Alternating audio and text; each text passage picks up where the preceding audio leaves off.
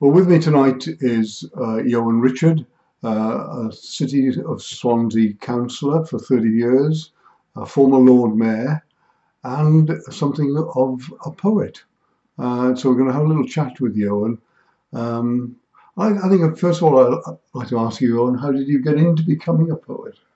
It's something I like to express thoughts and ideas, and I've known quite a few poets in the Swansea area of my generation, and very often it's just nice to put something down that you feel strongly about or you'd like to spread the word to other people.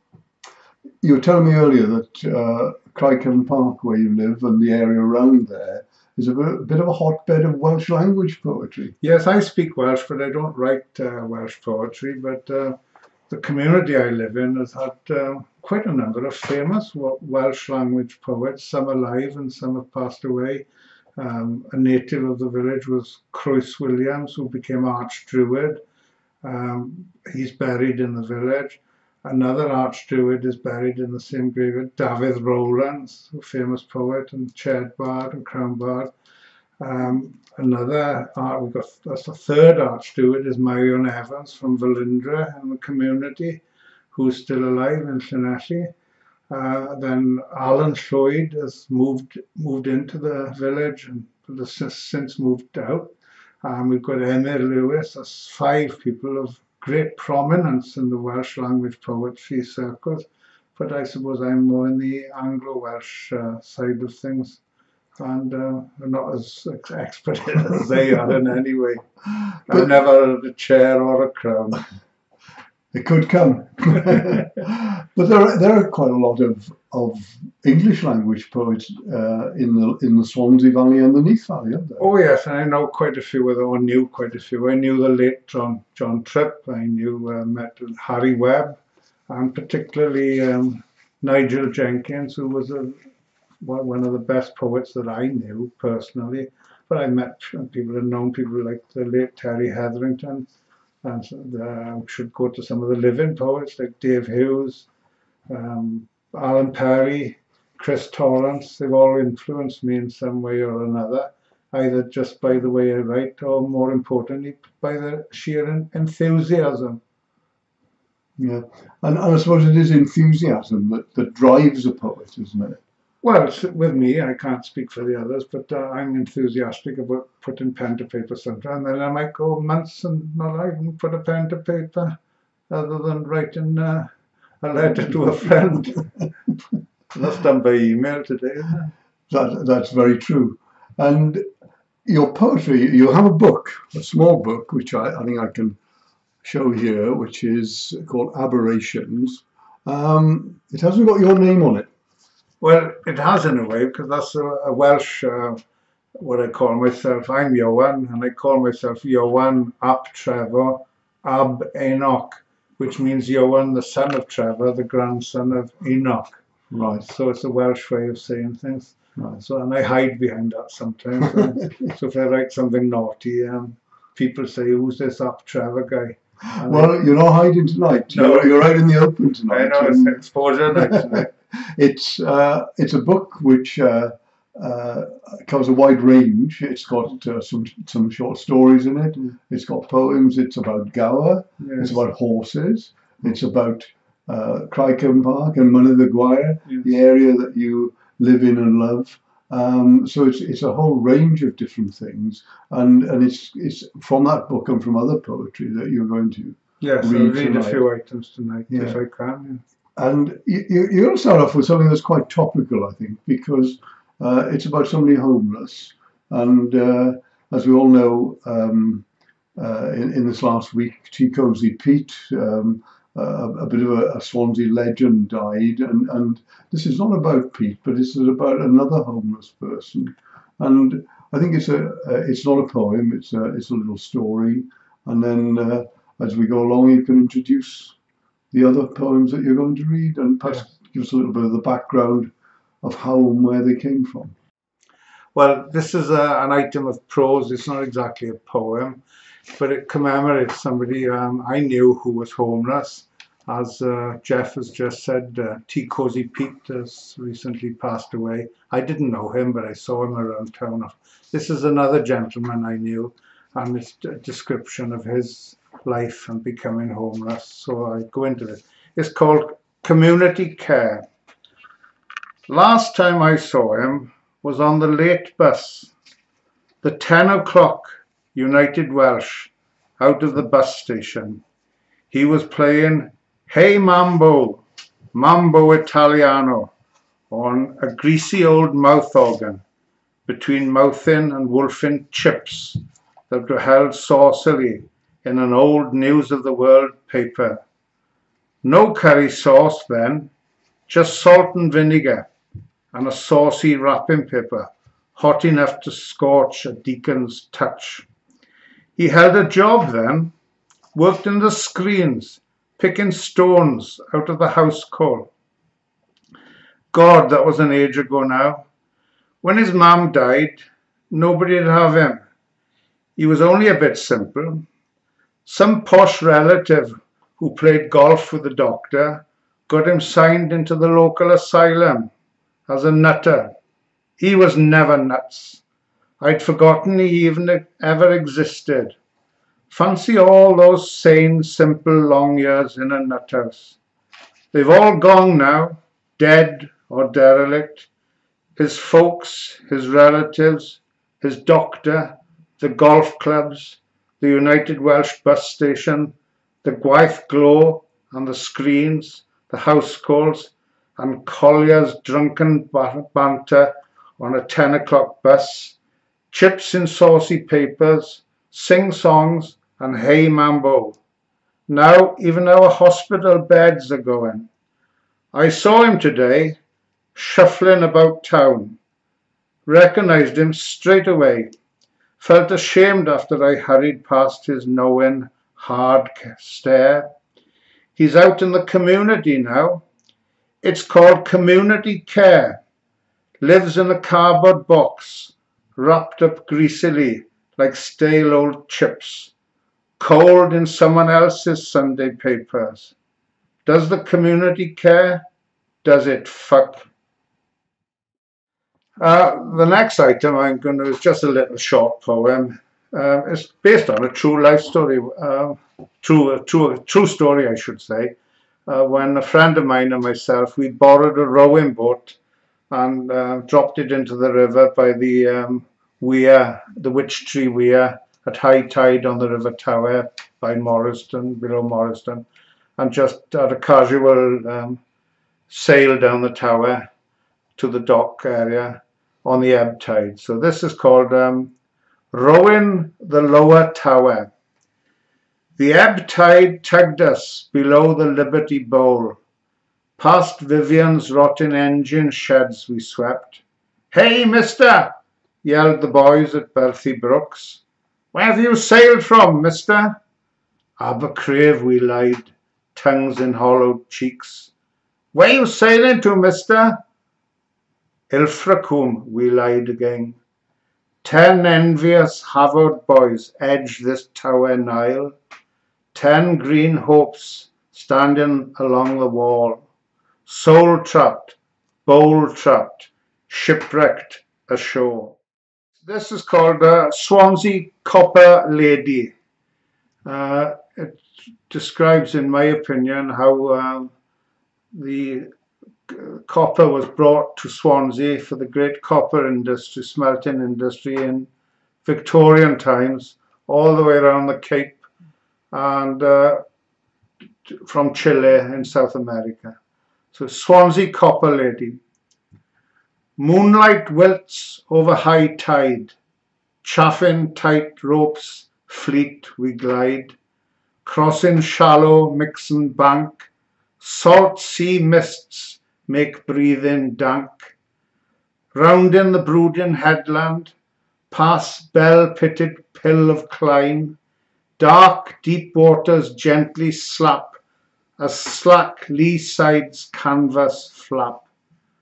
Low-legged green malachite, pale lantern light cuts the night. At sunlight, the bidder hails, harvesting ticketing sails, all long fraught ocean journey, Chile's Welsh copper lady, candle burning she'd waited, with dawn we are united. I've got another one here about the mountain which is behind my home. It's risen to some prominence lately.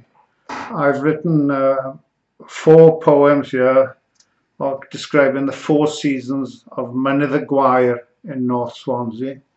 I'll just do the summer version now, but I've got 3 other ones for another day. This one is called Gorwel, Manila, Guire, which is the landscape of Manila, Guire. Cotton grass kissing scudding clouds, earthen fleece cloaking sun sky shrouds, panorama from where we gaze, rushed and heathered quilted haze. Preseli looks blue to the west, henge stones camouflaged with distance, Somerset's Dunkery beacon looms gloomy over Moor Havren.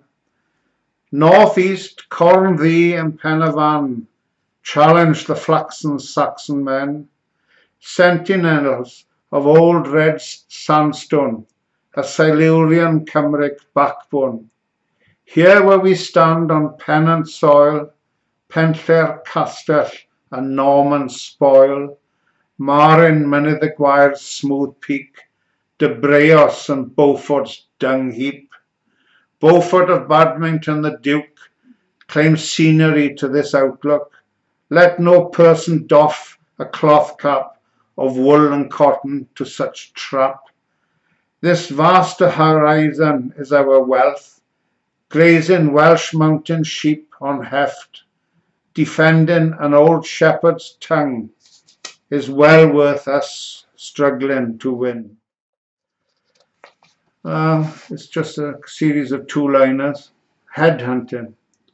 A beast's head cold dead is tame, a hawk's head keen sharp for game, a sheep's head split feeds my hound, a boar's head brawns my bare bread, a prince's head spiked on staff, a king's head regaled aloft, a horse's head haunts my home, a traitor's head hangs in shame, a donkey's head brays an ass, a city's head boasts false class, a mayor's head gilds laced mail, a poet's head begs his bowl, a preacher head prays at dust, a lecher's head sniffs the must, a dragon's head flame in fire, a patriot's head hot to stir.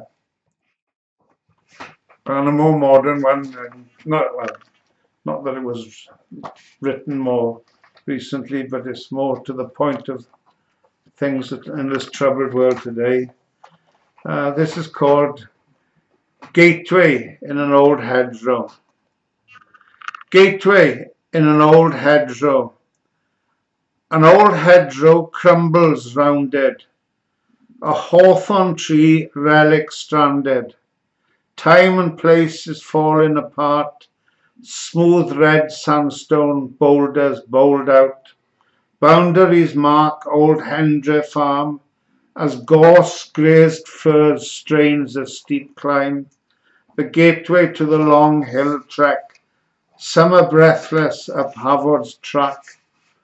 Hooves and cartwheels mired the mud red soil mixes and churns the dread of struggling former commoners, long dead farming families. Man down! An old gateway's mud red, Hellman's yellow dust stained with blood. An artery drains this young life from Hendry's last son's futile strife. Here's one which I was inspired to write on one of my many visits to the Dingle Peninsula in Southern Ireland in County Kerry. That's a wonderful part of the world. You don't need to go to tropical beaches when you can go to Dingle. It's haunting and spiritual in a way. And I've visited the Blasket Islands on a few occasions, the westernmost tip of Europe, the Blasket Islands. And this is called, overlooking the Blasket Islands from Mount Brandon. It's called Beyond the Blaskets. Brandon, cast off your tousled mist, with a lark fluttering light jest. Beat out high-feathered celebrant, vortex inverted bird-wing chant. Sunshine with a rook in your eye, a raven crow's raucous a-high. Salt-tasting Atlantic sea sprays cover heather white holy days. Brandon, your ruined galeras, winter lichen cloaked the wind-lashed stones, echo your long-lost farewells. Saint-sent voyager, mission calls. Past the haven of the creek's lee, by island folk likes yet to be. You and they will one day inspire old Irish words, faith's creed endure. Well, this is quite a long one, and it's written when the fears were of a nuclear war. Thank goodness those days have gone, but we live in a very unstable world today. So hopefully we might not live under the nuclear threat as my generation did in the Cold War. And this one is called Robinson Crusoe. And it'll explain itself as it goes along, I hope. Robinson Crusoe. No packmen knocked at their doors now. The lichen grew slowly like some drab-fitting coat, enclosing the cottages, as all summer long the sun sang with a lark in its eye. Chuckles of jackdaws, wheeling and whirling. Jays flashed coloured fanlights through stunted hazels. Just a sheep or two, and one of those with maggots. A havard hung in time, a millennium, an aeon. Laughing echoes of the children welled up on shimmers of air from the valley farms below as they hid and sought. Further below, the yellow coasters rippled across cornfields with two combines riding the surf, and a distant chainsaw buzzed beneath a telltale spiral blue plume of GTX. The moorland above was a crown, set with hares and curlews and air, yes, air. Breathless and hoarse, the children called out, 1, 2, 3, 4, 5, 6, 7, 8, 9, 10, 20, 30, 40, 50, 100. Come in, ready or not? Breathless and tense, another voice drawled, 10, 9, 8, 7, 6, 5, 4, 3, 2, 1, and stubbed out a cigar. Epaulets trickled in sweat, consoles flashed and flickered. The child huddled in the dark at it, and hoped the seekers found him before the ghosts of the long-dead Galena miners leapt down from the stope above with the little knockers and tappers to devour hungrily his flesh and soul. Suddenly a dragon found the child. Its fire swirled around a quartz pile and scorched the cold confusion into a searing furnace of fear. The child woke up damp and cold and cursed the seekers for their slowness and stiffly trudged out to a twilight of silent charred earth. He was the seeker now. The sun hid behind a cloud. Crusoe-like, he looked up and hoped again that it was all a nightmare. The child shuddered beneath the giant mushroom that the dragon had left behind, and felt numbness and sickness, and utterly alone, as did those who left their cigar butts in the bunkers. Oh, that is fabulous. There's a great range of poems and stories from the homeless person who obviously touched you very much, to talk about the mines and the copper coming into Swansea. It's all part of Swansea's rich history, and it's something that you're recording there. Yes, there's a lot of history everywhere, but in my village, a lot of it is untouched because of lack of development over the century. The city has been built upon and rebuilt again, and I think we're going to rebuild it for the 20th time. And I think for anybody who doesn't know where Crickham Park is, it's a little bit of a secret place, isn't it? It's off the beaten track. Well, if you look at a road atlas and look at Swansea and find the large suburb of Morriston, and then go north a few miles and look at the small town of Ammanford, there's a big emptiness in between. It's a lovely area, and it's called Maur community, which means the big community. It's mostly sheep and farms, hill farms, beef producing farms. There were many coal mines there, but they've long gone. The last one shut in 1960. Well, there was one worked until 1978. But coal mining has disappeared, and touch wood, my head, it's going to remain unspoilt if we can keep it that way. And there's so many ancient relics as well. It reminds me very much of the Yorkshire Dales, and it has, I think, the potential that the Yorkshire Dales has for people to go and enjoy. Yes, I'd agree with you there. I mean, I've only seen the Yorkshire Dales on television, but I have spent quite a bit of time walking around the Northumberland moors, which are even vast areas, and walked Hadrian's Wall as well, I have. And to think that Swansea's got that within its boundary, I emphasise, and yet people are keen to destroy it. It just seems incredible, and I hope that some of these poems may help preserve it, even if they're not very good poems. I hope they help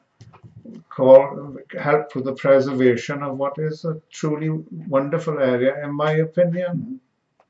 Well, certainly in your poem about summer in Manila, Guire, that was the plea there, wasn't it? Yeah. To keep it unspoiled. Yeah.